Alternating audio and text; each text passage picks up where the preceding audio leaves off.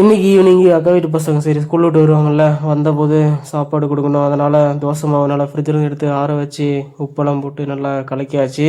அதுக்கப்புறம் என்ன நம்மளுக்கும் பசிக்க ஆரம்பிச்சிருச்சு. நம்மளும் சாப்பாடு போட்டு உட்காந்தா டிவி ஆன் பண்ணி உட்காந்தா இந்த மாமன்னன் படங்க.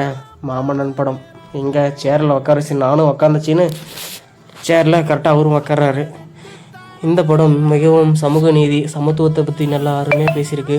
அந்த சேரில் உட்கார சீன் ரொம்ப பிடிச்ச எனக்குன்னா, ஏன்னா எங்கள் அப்பா வந்து வேலைக்கு போன இடத்துல அது மற்ற ஒரு சமூகத்தை சேர்ந்த ஒரு ஆளும் அப்பாவும் போனார். வேலைக்கு போனது அரூருக்கு போனது.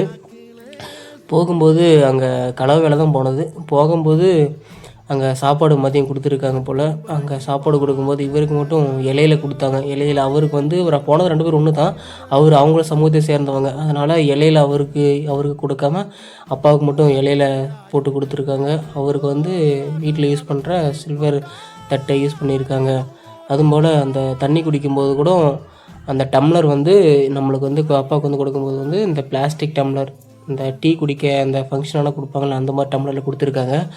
அவங்களுக்கு அந்த இன்னொருத்தர் கூட வந்தாருங்கள அவருக்கு வந்து அவர் இங்கே யூஸ் பண்ணுற தட்டை கொடுத்துருக்காங்க. அதுதான் ஆச்சரியம். இங்கே வந்து இன்னும் ஏற்றத்தாழ்வுகள் இருக்குது.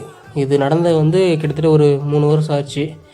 இப்போ ஏன் சொல்கிறேன்னா இந்த சீனு இந்த படம் அதுக்கப்புறம் வந்தது தானுங்க. இந்த படம் அந்த சேரில் உட்காரும்போது சீன்லாம் பார்க்கும்போது எவ்வளோ ஒரு கஷ்டப்பட்டுருப்பாங்க எங்கள் தாத்தன். அந்த நம்ம அப்பாங்களே இவ்வளோ சிரமப்பட்டு இருக்காங்கன்னா நம்ம முன்னோர்கள் எவ்வளோ கஷ்டப்பட்டு எவ்வளோ கதைகள் புருடாக்கள் விட்டு இவங்களை அடிமைப்படுத்தப்பட்ட ஒரு சமூகமாகவே அடக்குமுறையாகவே வச்சுருக்காங்க. இப்படிலாம் பார்க்கும்போது அவங்க எவ்வளோ கஷ்டப்பட்டு நம்ம அம்பேத்கர் இப்போ சட்டம் இயற்றி பெண் உரிமை சமத்துவத்தை பேசலைன்னா அவர் இல்லைன்னா எப்படி இருந்திருக்கும் நினச்சி பார்த்தாலே கஷ்டமாக இருக்குங்க.